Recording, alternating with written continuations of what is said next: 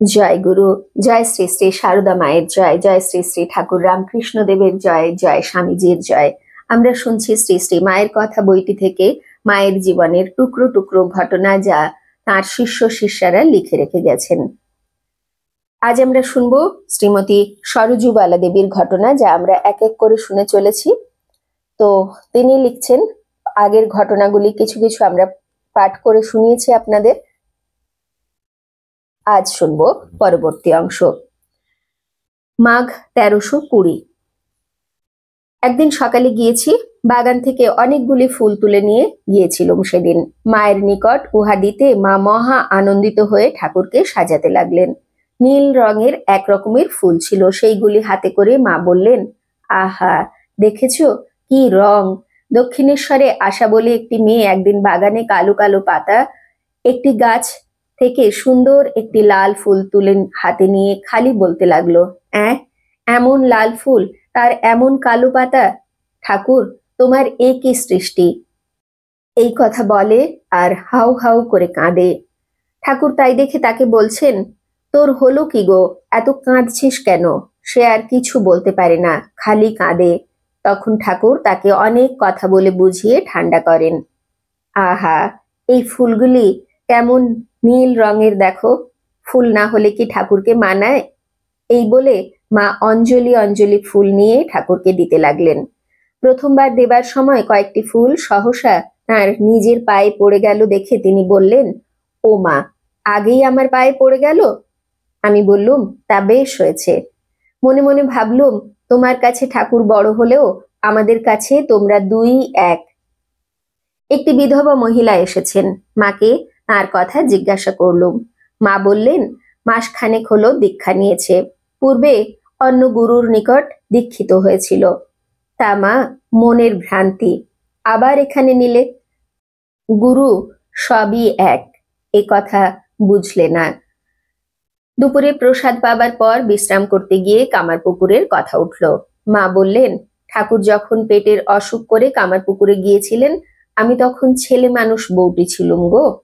ঠাকুর একটু রাত থাকতেই উঠে আমাকে বলে দিতেন, কাল এই এই সব রান্না হবে। আমরা তাই রান্না করতুম। একদিন 5 ফোড়ন ছিল না।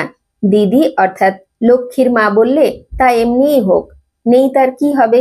ঠাকুর তাই শুনতে পেয়ে ডেকে বলছেন, সে কি গো, 5 ফোড়ন নেই?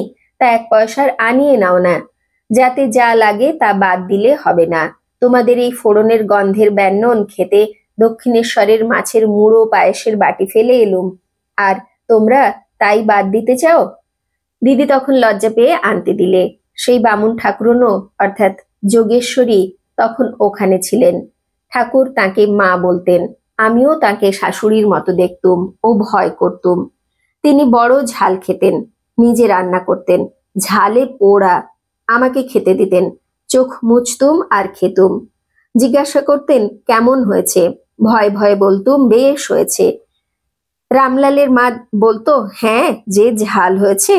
আমি দেখতুম তিনি তাতে অসন্তুষ্ট হতেন, বলতেন, বৌমা তো বলেছে ভালো হয়েছে, তোমার বাপু কিছুতেই ভালো হয় না, তোমাকে আর ব্যঞ্জন দেব না। এই বলে মা খুব হাসতে লাগলেন। আবার ফুলের কথা উঠল। মা বললেন, দক্ষিণেশ্বরে থাকতে একদিন আমি রঙ্গন ফুল আর জুঁই ফুল দিয়ে 7 লহর গড়ে মালা গেঁথেছি। বিকেলবেলা গেঁথে পাথরের বাটিতে জল দিয়ে রাখতে কড়িগুলো সব ফুটে উঠল। মাকে পরাতে পাঠিয়ে দিলুম। গয়না খুলে মাকে ফুলের মালা পরানো হয়েছে। এমন সময় ঠাকুর মাকে দেখতে গিয়েছেন। দেখে একেবারে ভাবে বিভোর। বারবার বলতে লাগলেন, আহা, কালো রঙে কি সুন্দরী না মানিয়েছে। জিজ্ঞাসা করলেন, কে এমন মালা গেঁথেছে? আমি গেঁথে পাঠিয়েছি। একজন বলাতে তিনি বললেন, আহা, তাকে একবার ডেকে নিয়ে এসো গো, মালা পরে মায়ের কি রূপ খুলেছে একবার দেখে যাক। বৃন্দে ঝি গিয়ে আমাকে ডেকে নিয়ে এলো। মন্দিরের কাছে আসতেই দেখি বলরাম বাবু, সুরেন বাবু এরা সব মায়ের মন্দিরের দিকে আসছেন। আমি তখন কোথায় লুকোই? বৃন্দের আঁচলটি টেনে ঢাকা দিয়ে তবে তার আড়ালে পেছনের সিঁড়ি দিয়ে উঠতে গেলুম। ও মা, ঠাকুর তা জানতে পেরে বলছেন, ওগো, ওদিক দিয়ে উঠো না, সেদিন এক মেছুনি উঠতে গিয়ে পা পিছলে পড়ে মরেছে, সামনের দিক দিয়ে এসো না। তার ওই কথা শুনে বলরাম বাবুরা সরে দাঁড়ালেন। গিয়ে দেখি মায়ের সামনে ঠাকুর ভাবে প্রেমে গান ধরে দিয়েছেন। কয়েকজন স্ত্রী ভক্ত আসাতে উপস্থিত প্রসঙ্গ চাপা পড়ে গেল। আমারও যাবার সময় হয়ে এলো। মা বললেন আমাকে একটি জিনিস দেবেন কাপড় কেচে এসে। আবার মুক্তির কথা উঠল। মা বললেন ও কি জানো মা, যেন ছেলের হাতের সন্দেশ। কেউ কত সাধাসাধি করছে, একটু দে না, একটু দে না, তা কিছুতেই দেবে না। অথচ যাকে খুশি হলো টপ করে তাকে দিয়ে ফেললে।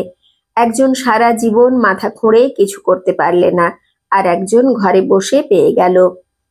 যেমনি কৃপা হলো অমনি তাকে দিয়ে দিলে।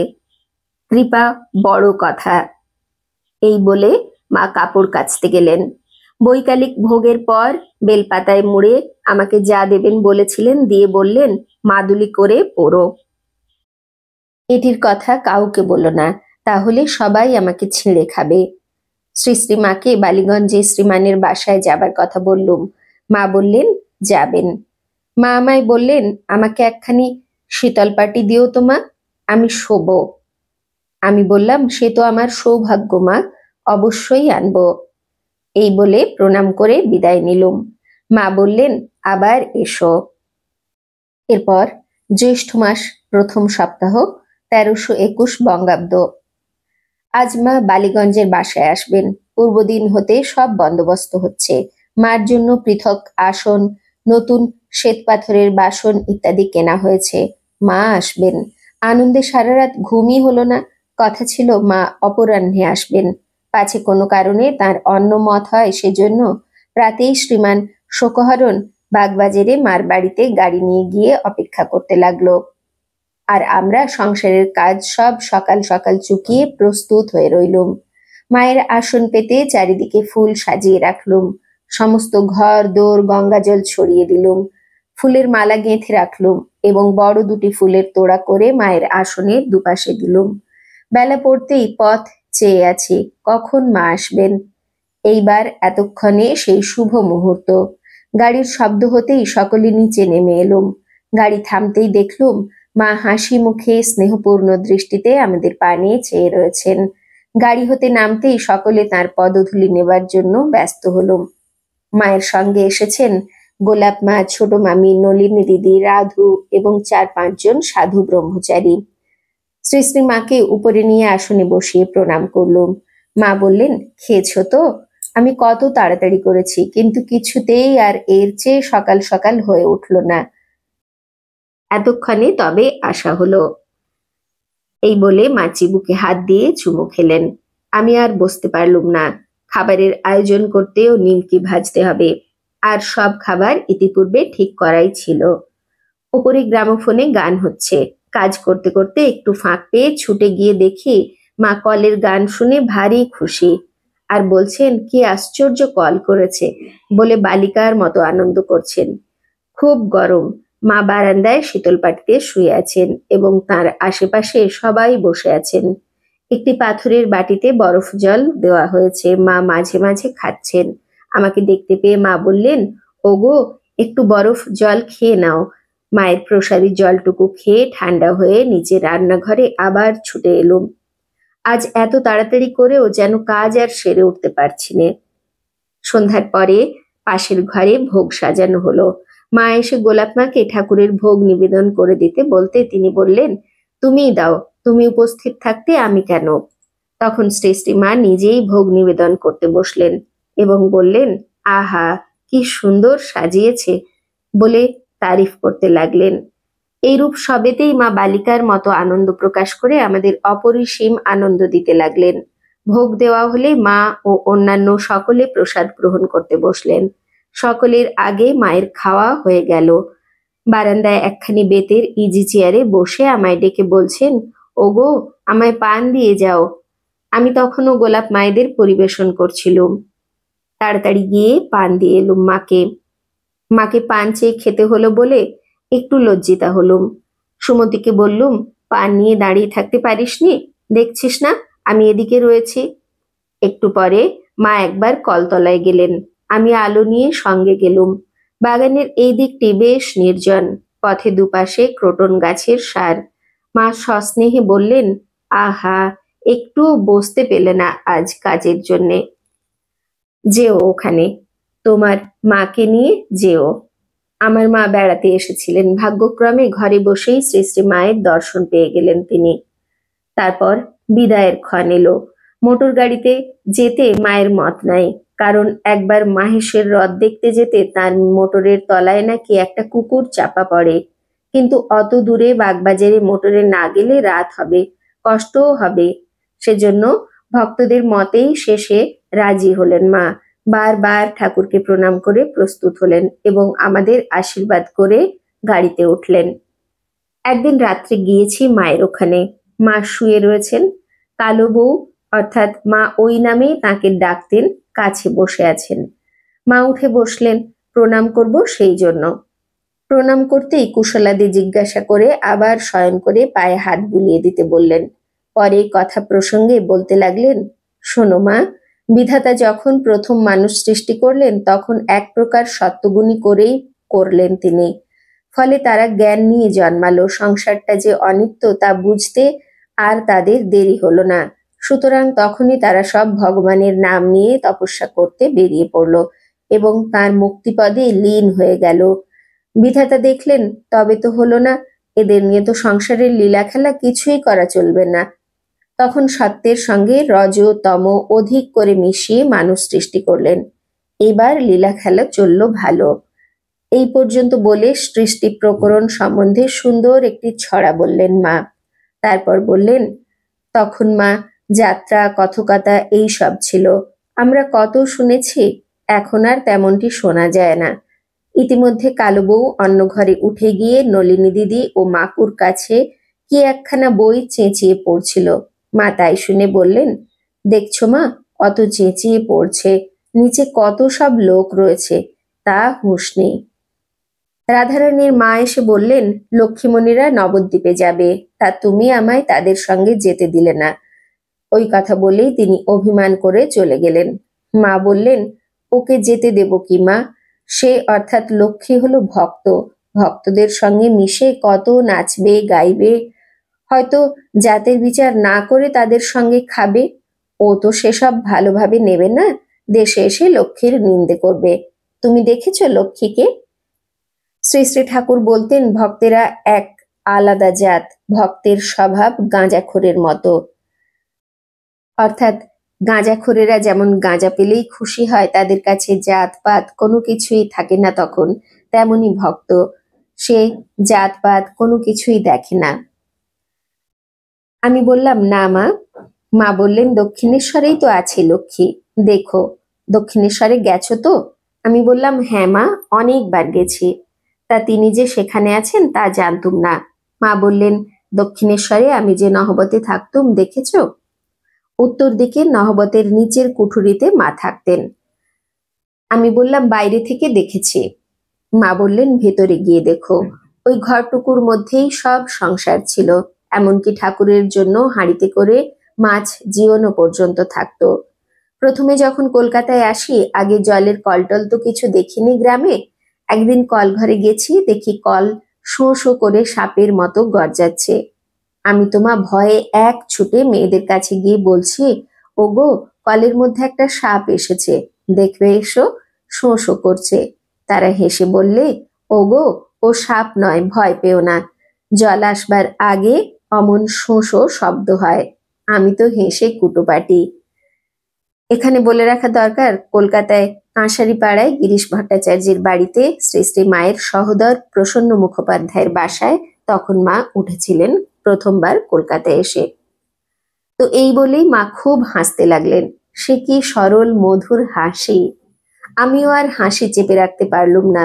ভাবলুম, এমন সরলই আমাদের মা বটে। মা বললেন, বেলুড়ে ঠাকুরের উৎসব দেখেছ? আমি বললাম, না মা, কখনো বেলুড়ে যাইনি। শুনেছি সেখানে মেয়েদের গিয়ে গোল করা সাধু ভক্তরা পছন্দই করেন না, সেই ভয়ে আরো যাইনি। মা বললেন, যেও না, একবার ঠাকুরের উৎসব দেখতে যেও। আরেকদিন শ্রী শ্রীমা রাস্তার ধারে বারান্দায় এসে আমাকে আসনখানি পেতে হরিনামের ঝুলিটি এনে দিতে বললেন। তা এনে দিলে বসে জপ করতে লাগলেন তিনি। প্রায় সন্ধ্যা হয়ে এসেছে। এমন সময় সামনের মাঠে যেখানে কুলি মজুর গোছের কতকগুলি লোক স্ত্রী পুত্র নিয়ে বসবাস করত, সেখানে একজন পুরুষ সম্ভবত তার স্ত্রীকে বেদম মার শুরু করে দিলে। কিল চড় পরে এমন এক লাথি মারলে যে স্ত্রীলোকটির কোলে ছেলে ছিল, ছেলে শুদ্ধ গড়িয়ে এসে উঠোনে পড়ে গেল। আহা, তার উপর এসে আবার কয়েক ঘা লাথি। মায়ের জপ করা বন্ধ হয়ে গেল। এ কি আর তিনি সহ্য করতে পারেন? অমন যে অপূর্ব লজ্জাশীলা মা, গলার স্বরটি পর্যন্ত কেহ কখনো নিচে থেকে শুনতে পেত না, একেবারে রেলিং ধরে দাঁড়িয়ে উঠে তীব্র ভর্ৎসনার স্বরে বললেন, বলি ও মিনসে, বউটাকে একেবারে মেরে ফেলবি নাকি? মোলো যা।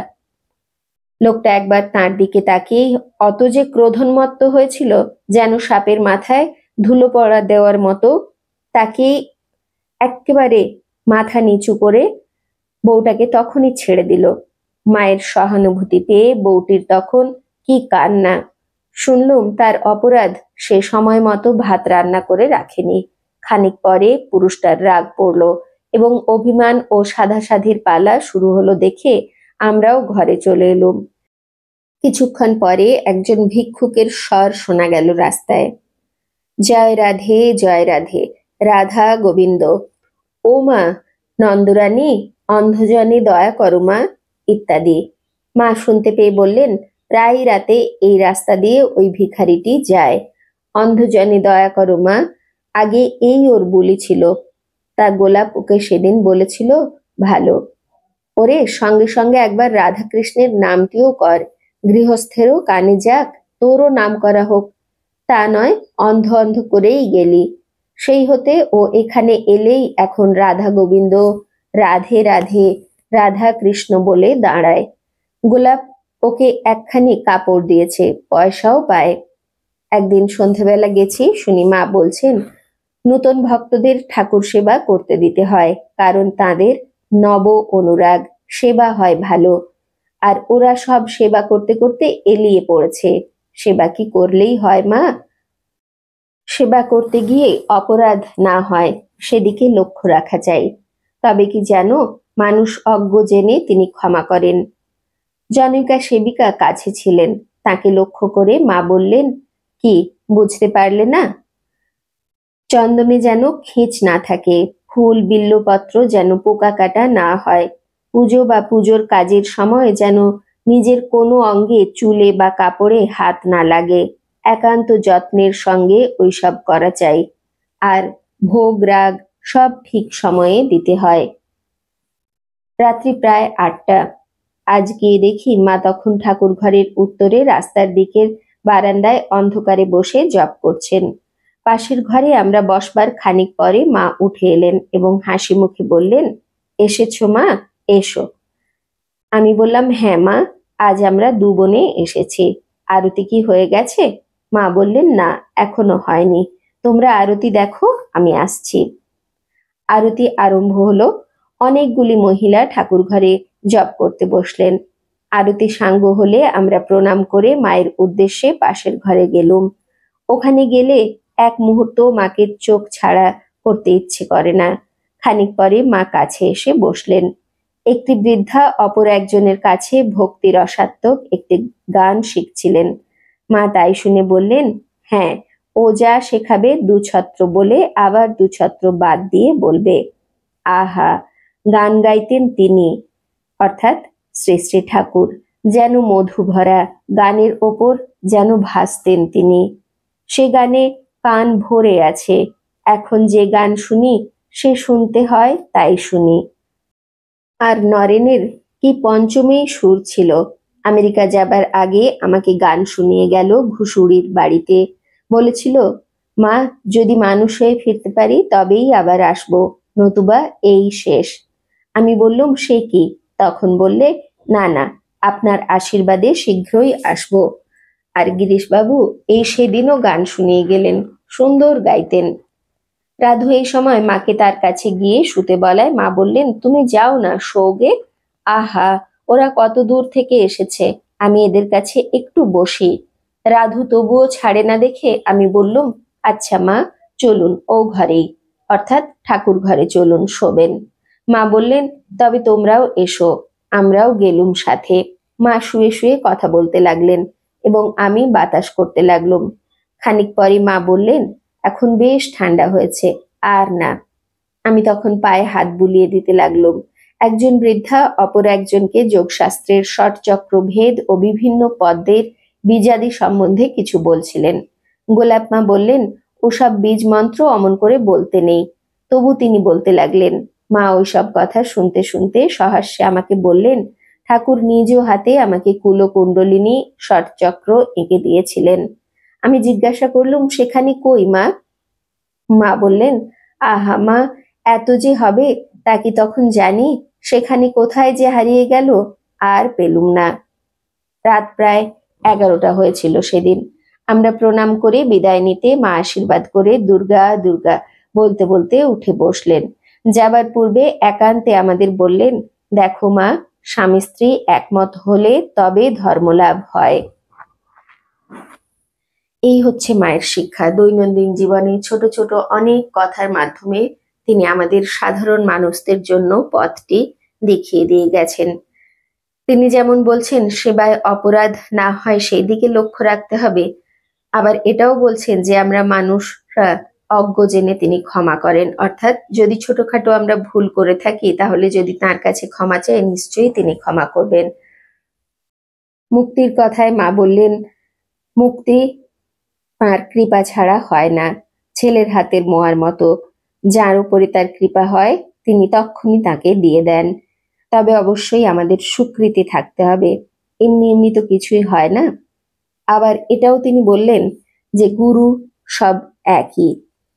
এ কথা আমাদের বুঝতে হবে, ভ্রান্তি যেন না হয়। গুরু শক্তি যে গুরুদেবী হন না কেন তার মধ্যে দিয়ে আমাদের ভেতরে প্রবেশ করে, তাই সব গুরুই এক। তপভূমি নর্মদাতেও আমরা বারবার তাই পাই। সমস্ত মহাত্মাদের কথার মধ্যে সেই একই সুর বাজে। তাই মায়ের শ্রীচরণে, শ্রী গুরুদেবের শ্রীচরণে এটাই প্রার্থনা, তিনি যেন আমাদের মধ্যে বিশ্বাস এনে দেন, শরণাগত করে দেন আমাদের তাঁর শ্রীচরণে। আজ এই পর্যন্তই। জয় মা শারদা, জয় গুরু, জয় শ্রী শ্রী রামকৃষ্ণ দেবের জয়। গুরু কৃপাহি কেবলম, জয় গুরু।